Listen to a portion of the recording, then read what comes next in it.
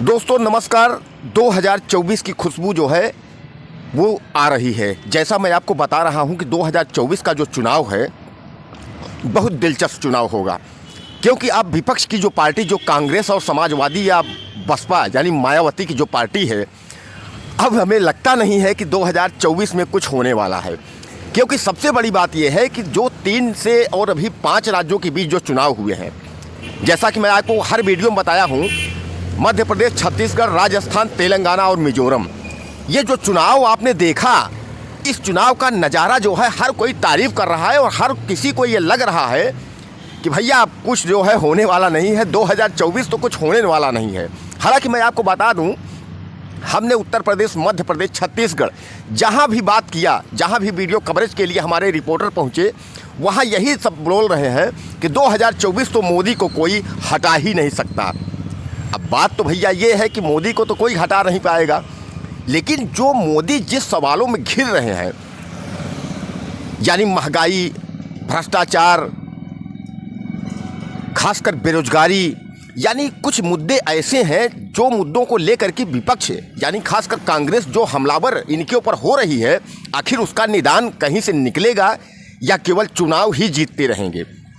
जैसा कि मैं आपको बता दूं, कभी हाल में हुआ है कि मध्य प्रदेश, छत्तीसगढ़ में भारतीय जनता पार्टी अपने उद्घोषणा पत्र में और मंचों पर जाकर के उन्होंने सीधे तौर पे बोल दिया है कि हम 400-450 में सिलेंडर आपको दे देंगे।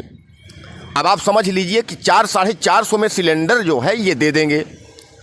और वहीं उत्तर प्रदेश में सरकार इनकी 2 पंचवर्षीय से चल रही है। योगी आदित्यनाथ जो है मुख्यमंत्री हैं। 2017 में जब चुनाव हुआ था, उस समय योगी आदित्यनाथ यानी बीजेपी की पूर्ण बहुमत में सरकार बनी थी, योगी आदित्यनाथ मुख्यमंत्री बने थे।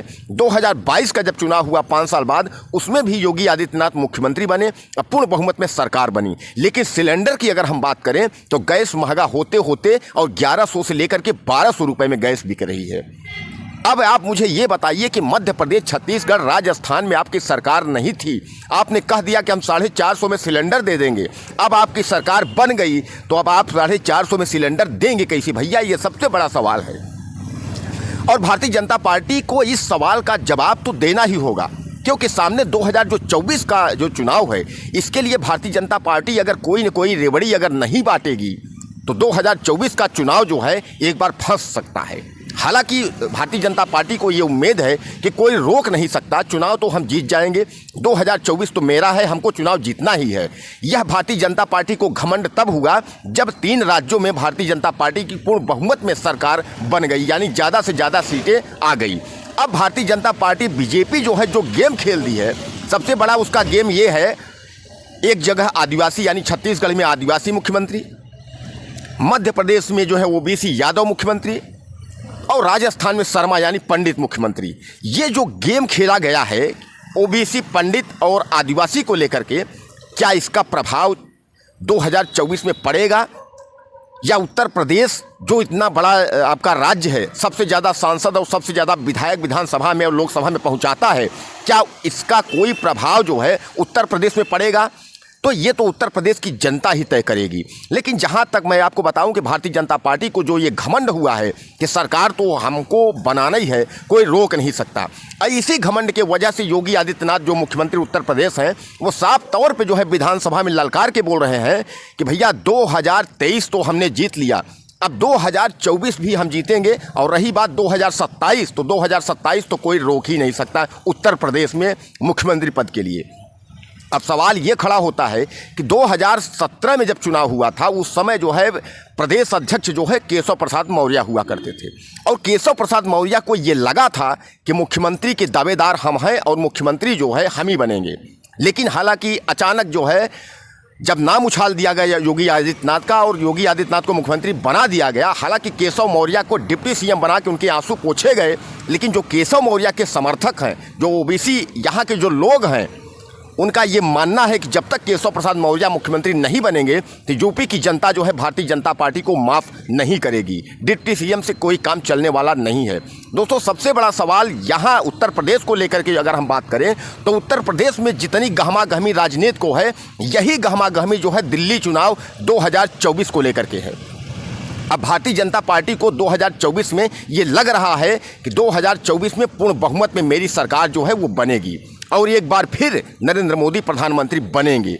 अब गणित यहाँ शुरू होती है कि अगर 2024 का चुनाव में भारतीय जनता पार्टी को बढ़त मिलती है और भारतीय जनता पार्टी सरकार बनाती है, तो कुल मिलाकर के आप ये समझ लीजिए कि 2024 और 2025 2 साल के लिए प्रधानमंत्री केवल नरेंद्र मोदी रहेंगे।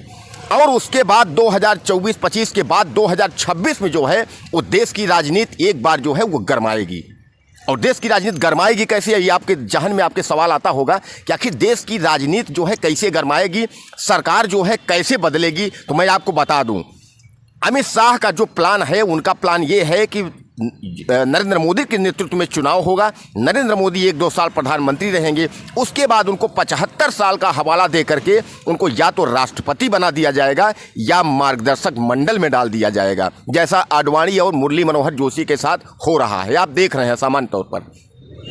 तो कुल मिलाकर के कहने का तात्पर्य ये है कि आने वाला जो भविष्य है वो ये तय कर रहा है कि प्रधानमंत्री जो है वो अमित शाह हैं। लेकिन जो दावेदारी की अगर हम बात करें तो उसमें जो है योगी आदित्यनाथ का जो है नाम उछल रहा है, क्योंकि लोग भी जोड़ते हैं कि मोदी और योगी, यानी मोदी के बाद योगी।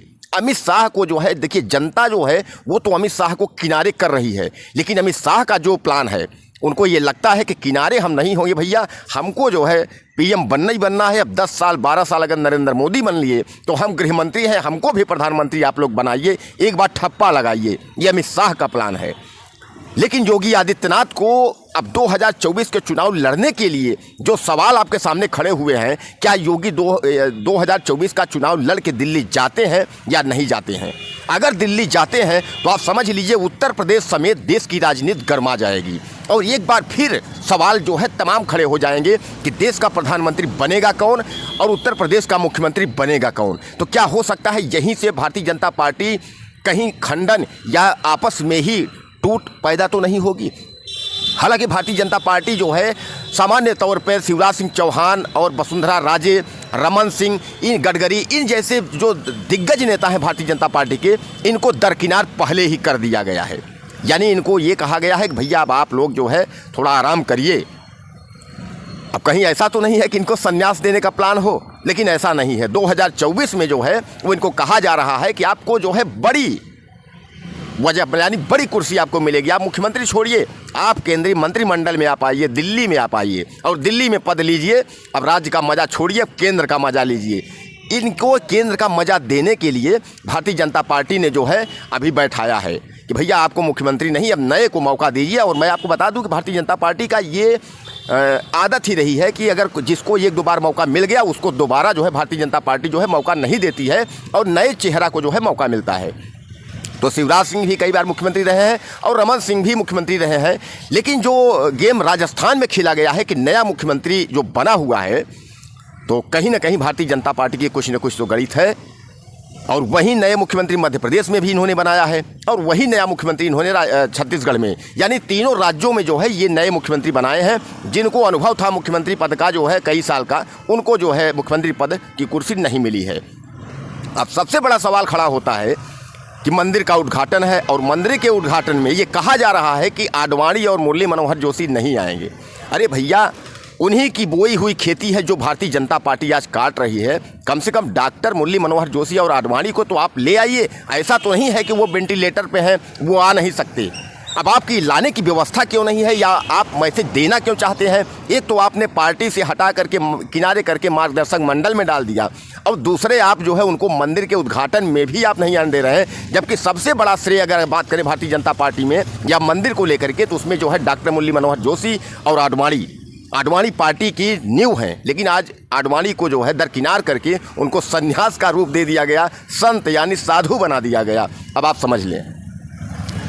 तो दोस्तों, देश की राजनीति जो हम चर्चा कर रहे हैं इसमें बहुत सवाल खड़े होते हैं, लेकिन आपसे निवेदन है कि आपका भाई, मैं प्रयागराज से शीतला तिवारी हूं, मैं कोशिश करता हूं ज़्यादा से ज़्यादा वीडियो आपको पहुंचाऊं और हमारे चैनल को जो है आप सब्सक्राइब कर लीजिए, वीडियो को शेयर करिए और ख़ासकर जो है आपसे निवेदन है आप ज़्यादा से ज़्यादा मैसेज करिए, मुझे कमेंट करिए कि देश का प्रधानमंत्री आप किसको देखना चाहते हैं और देश का प्रदेश का मुख्यमंत्री आप किसको देखना चाहते हैं। और अगर किसी और को अगर प्रधानमंत्री आप देखना चाहते हैं तो आप मुझे कमेंट बॉक्स में ज़रूर लिखिए, हमें आपके मैसेज का इंतज़ार रहेगा। नमस्कार।